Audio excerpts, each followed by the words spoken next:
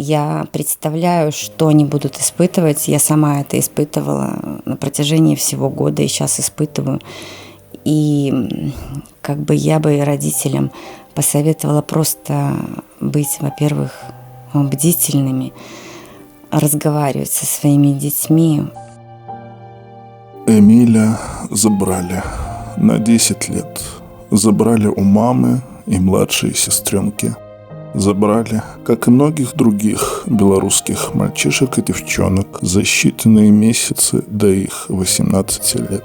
Конечно же, это только одно из многих жутких совпадений. Есть ли какое-то противоядие? Понятно, что нет, но какие первые шаги? В этой ситуации, понимаете, никто не застрахован в общем целом, потому что ситуация очень гнилая изнутри, и люди, которые вокруг нас, общество, они не понимают, они думают, что наши дети преступники. На самом деле это не так. Наши дети за свое деяние, за то, что они поработали курьерами там, они должны получить максимум первую часть. Да, я согласна, что надо наказывать, чтобы они больше туда не лезли. Но вот этого даже всего того времени, что они пробыли в СИЗО, этого им достаточно с головой просто для того, чтобы ребенок к этому никогда в жизни не вернулся. Наверное, для нашего будущего поколения белорусская Фемида делает исключение и срывает свою повязку для того, чтобы получше разглядеть, подходят ли эти дети для работы за 30 копеек в месяц. Был случай. Судили 7 подростков в Первомайском суде. Дети собрались у девочки на квартире, в принципе, которая и умерла. По какой причине она умерла, никто не знает. Они все просто курили синтетические эти наркотики, видимо, употребляли алкоголь. И одна девочка начала, ей стало плохо, типа эпилепсии, что-то, эпилептических припадков появляться. Ребята вызвали ей скорую. Скорая ехала вроде 40 минут, но она вроде не успела приехать. Девочка в итоге скончалась. И этим 7 подросткам дали первую часть. Первая часть – это употребление. Это употребление, да. Хотя могли дать 5-ю часть, в которой четко сказано, что при смерти... Да, когда погибает кто-то из этой группы, то есть получается, что они получают 5-ю часть. Но почему-то эти все подростки получили 1-ю за употребление, а кто будет отвечать за эту девочку, я не знаю. В наших же случаях нету ни пострадавших, никого. У нас нету ничего. То есть у нас даже нету того, что они употребляли это, и пострадавших нет. Юлия борется за сына уже год. Наш дом принимает участие в этой битве и надеется на то, что Эмиля и других детей выпустят. Для того, чтобы принять участие в судьбе мальчика, поставьте лайк, чтобы это видео посмотрела вся Беларусь, включая нашу власть. Чтобы получать новые видео, подпишись и нажми колокольчик прямо сейчас.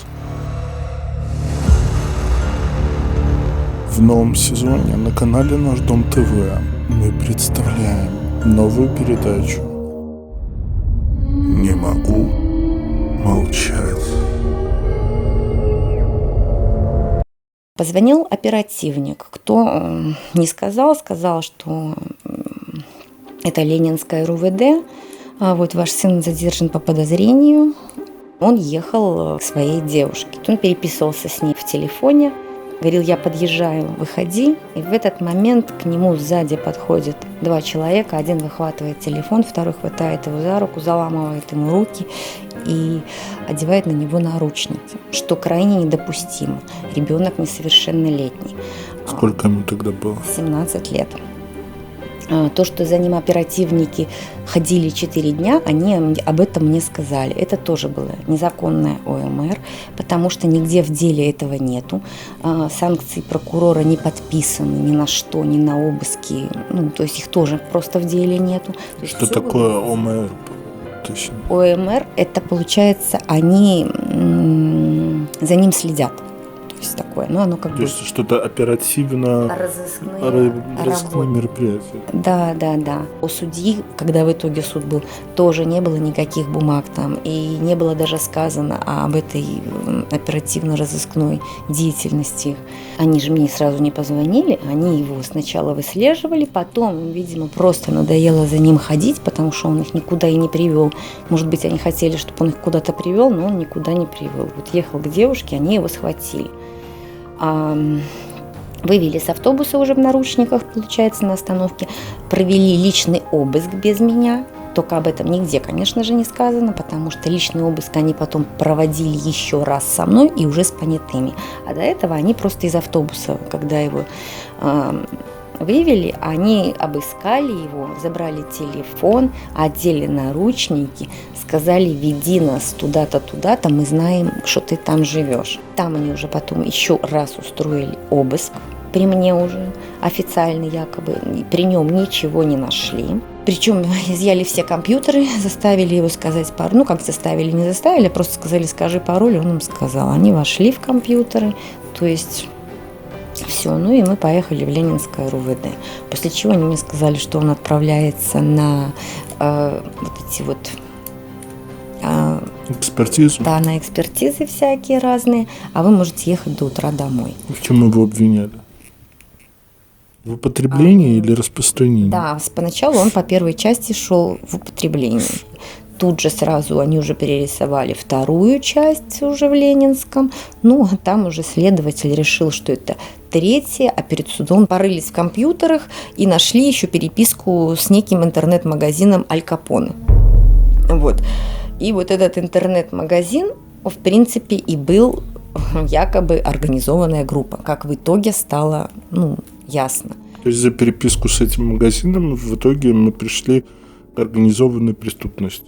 Да, то есть то, что он переписывался в интернете, это и есть организованная группа. Только организованную группу в нашем деле не задержали. Мой ребенок 17-летний сел один, как организованная группа. На все мои жалобы и обращения в Следственный комитет и прокуратуру найти эту организованную группу и наказать за то, что они вовлекли моего несовершеннолетнего сына в свою деятельность, я получила ответ, что это тоже невозможно этого сделать. Вот. Пока они не нашли, дело пока закрыли, а потом они мне вообще начали писать то, что я уже по делу никто, когда сыну 18 лет исполнилось, и что он может защищать себя сам. Как бы я так полагаю, что эти группы никто искать не будет, эти сайты. И то, что они работают, кому-то это очень выгодно, что они работают. Вот. А дети наши тоже им там очень даже выгодно, потому что это молодые, здоровые ребята, которые готовы на них работать бесплатно. Не могу молчать. Расскажите про Эмиля. У него хорошая девочка была, отличницей в школе. Он начитанный, умный мальчик. Я видела его будущее очень далеко. К тому же он у меня сдавал какие-то тесты в институт Казминского в Польшу, и они, в общем-то, очень даже были для него успешные. И он планировал после того, как закончит школу, попробовать еще раз тестирование это пройти, чтобы, наверное, потом... Он говорил, даже можно бесплатно поступить. То есть он был настроен, конечно, учиться, но не здесь. Он хотел двигаться, то есть он хотел какого-то продвижения. Я у них одна, и денег, естественно, не так много было. Я одна не могу на себе так много потянуть. И еще младшая дочь. И снять квартиру, и прокормить, и купить одежду, и все. И практически что там эти элементы 200 рублей, это очень мало. Он не успел закончить 11 класс, как раз взяли практически перед выпускными экзаменами его.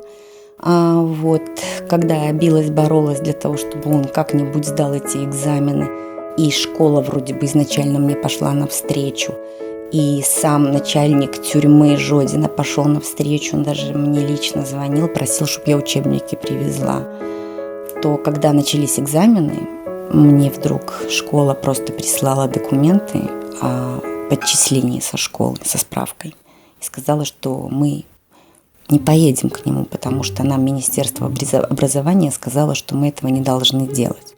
Хотя он тогда был просто под следствием, он не был осужден, и они обязаны были принять у него экзамен. То есть он даже 11 класс не закончил? Нет, они не дали ему закончить 11 класс. Не могу молчать. То есть здесь неправильно трактуется вообще эта 328 статья.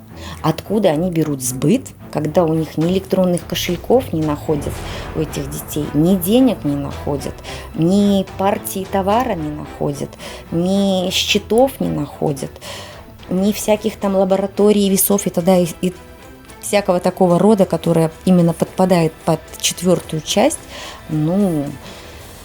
вот как нам следователь сказал, например, он сказал, что в прошлом году мы сажали за такие деяния по 3 части, а в этом году у нас поломалась практика. Я задавала этот вопрос депутату. Объясните мне такой закон, что такое поломалась практика? Почему в прошлом году вы сажали за эти деяния по 3, а в этом по 4? А 3 часть это что? 3 часть это тоже перевозка, хранение, с целью тоже умысел вот этот, по-моему, у нас быть.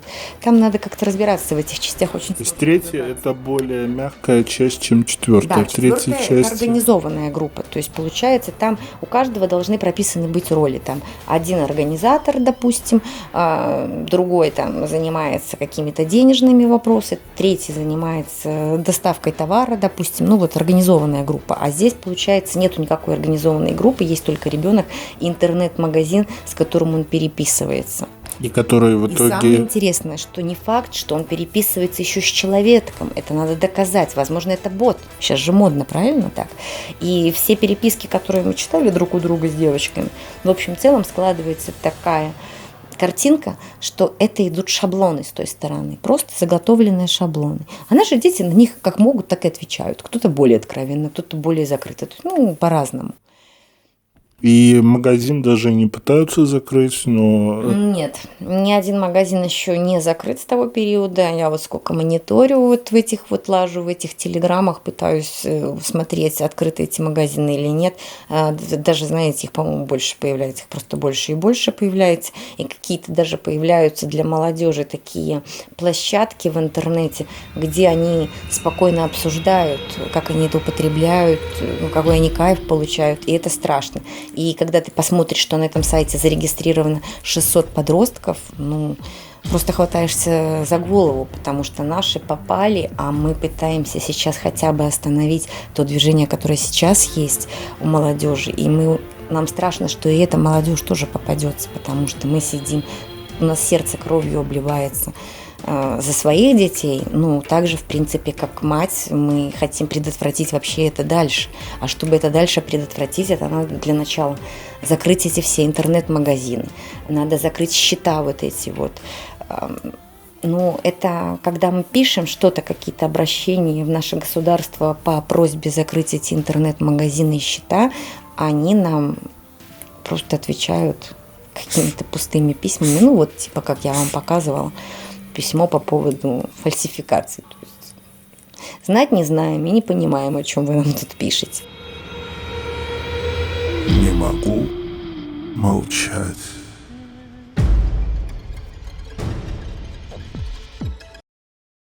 У нас в гостях сегодня еще присутствует друг Эмиля. Это не сам Эмиль, как вы, наверное, понимаете. И у меня к тебе вопрос. Сложно или довольно просто найти на сегодняшний день, может быть, ты знаешь по слухам, как молодые люди находят эти магазины? Я не имею в виду, что ты сам являешься потребителем. Я хочу узнать, почему правоохранительным органам так сложно отследить, где этот магазин находится. Как в таком случае эти магазины находят молодые люди сегодня? Очень просто. Это есть такие люди, которые бегают, расклеивают объявления по остановкам, рисуют на столбах, трафареты. То есть прямо на улице? Да, прямо на улице. И в интернете тоже очень много рекламы. В Телеграме сайты тоже всякие, как Юлия говорила, там добро, все доступно. Если бы это пресекали как-то, убирали с глаз, искали тех, кто это рисует, ну, клеит, распространяет вот эти рекламы. Ну, мне кажется, этого было бы гораздо меньше. И если бы тоже правоохранительные органы, ну, как это в нашу страну вообще попадает? Если бы они хотели, то они бы нашли, потому что это на каждом столбе. Ну, не на каждом, но да, и... Практически на всех остановках. Вы понимаете, что в принципе город Минск, везде камеры. Везде камеры. Как вы не можете найти того, кто на трафарет нарисовал на баллончике большими буквами телеграм и номер телеграмма? Как? Это по всем камерам вокруг. Посмотрите, и вот, пожалуйста, вы сразу найдете человека со спины, потом с лица его. То есть, если бы они задались этой целью найти и разыскать, кто вообще как бы пытается подсадить нашу молодежь на это, то, в принципе, они бы сделали. Но им это невыгодно. не могу.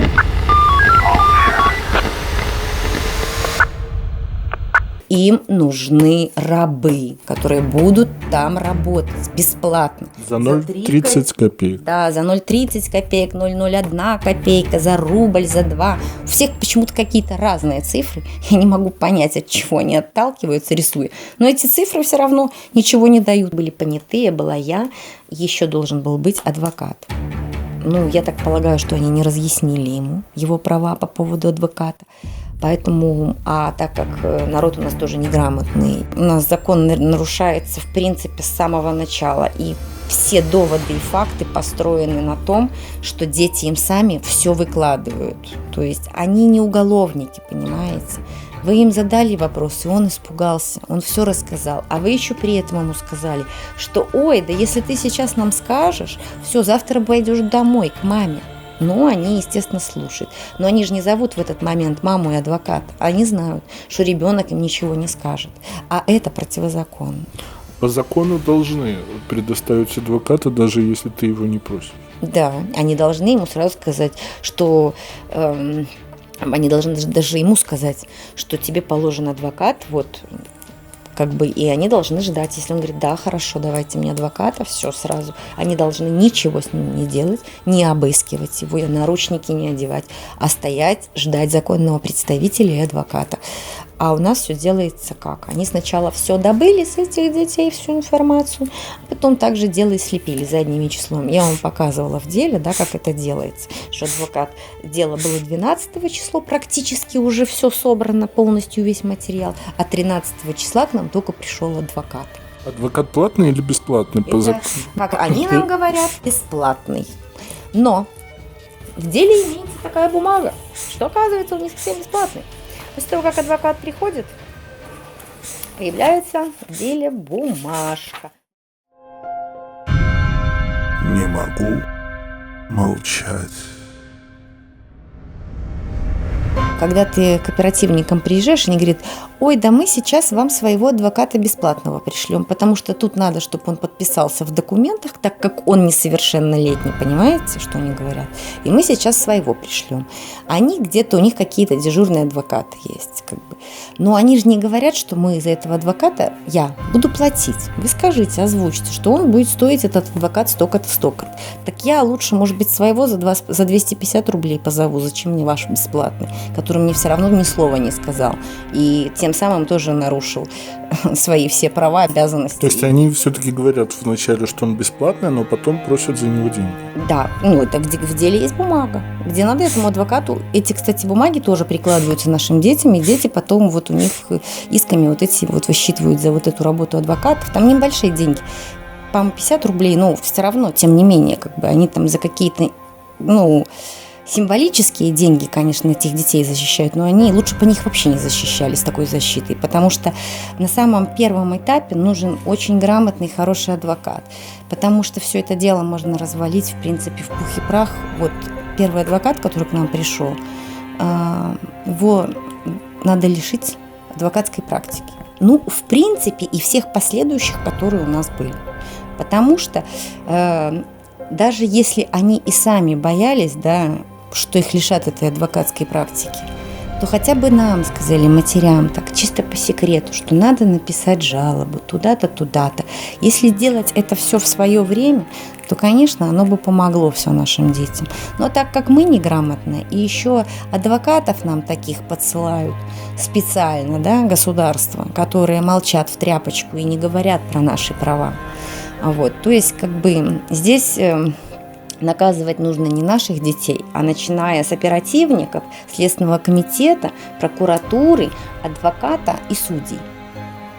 Потому что вот эти 5 человек, 5 структур, они всю эту систему нарушили от самого начала. И все эти нарушения уже доказать после того, когда прошел суд, очень, в принципе, очень тяжело.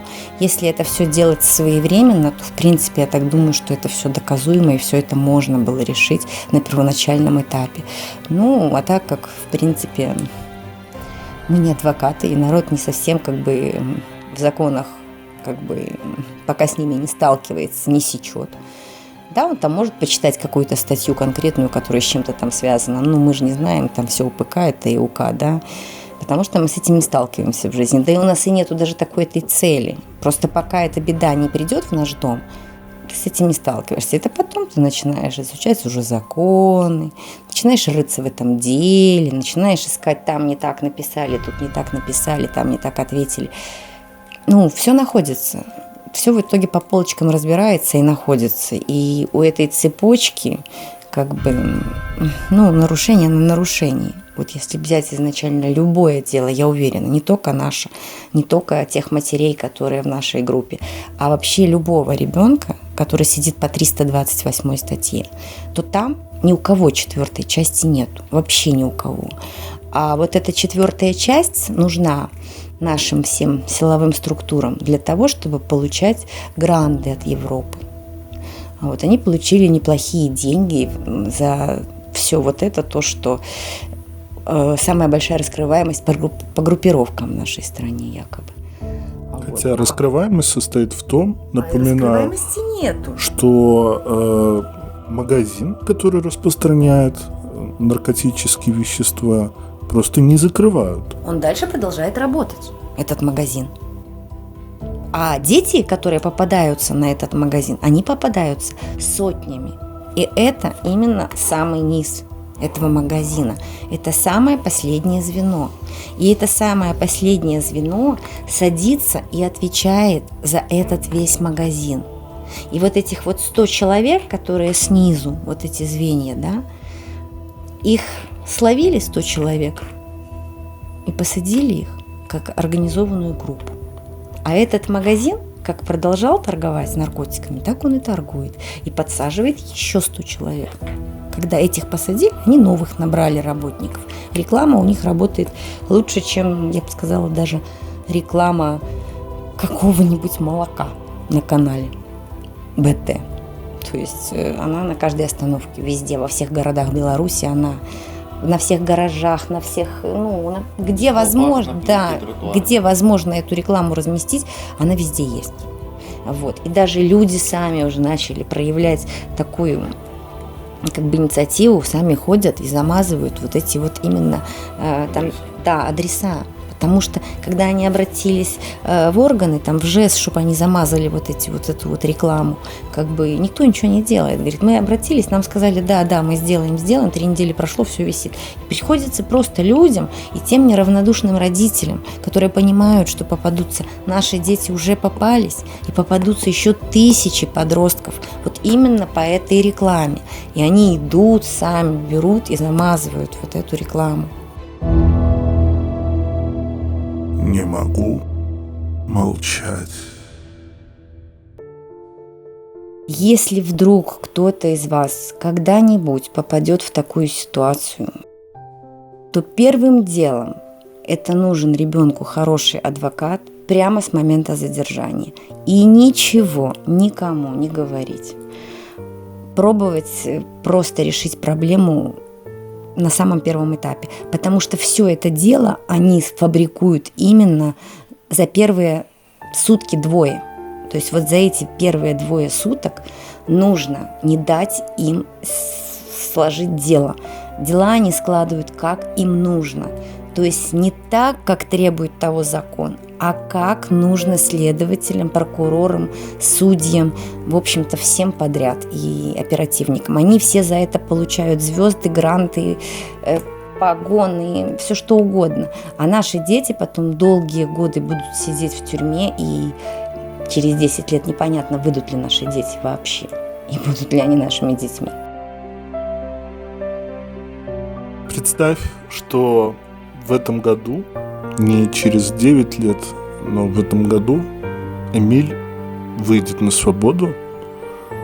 Мы будем надеяться на лучшее. И он открывает наш канал на Ютубе, чтобы посмотреть, что ты ему пожелал. Можешь ли ты сказать какие-то слова своему другу? Больше не попадать в такие ситуации и здоровья. Ну и дальше как-то тоже общаться. И, естественно, все его ждем. Не могу молчать.